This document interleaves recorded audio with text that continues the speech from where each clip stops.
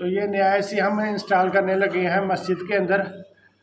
तो नया एसी का ये जो इंडोर होता है, तो इसके जो ये आगे नट लगे होते हैं पाइपों के आगे, तो इनको खोलने से इसके अंदर से हवा निकलती है।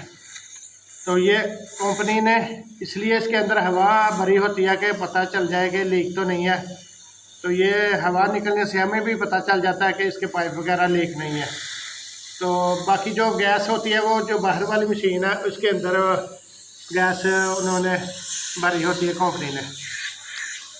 तो ये इस चीज़ की आज मैं ज़रा आप लोगों के साथ भी वजाहत करना चाहता था कि ये जो इंडोर है इसकी लीकिंग की तसल्ली के लिए ये उन्होंने हवा भरी होती है इसके अंदर।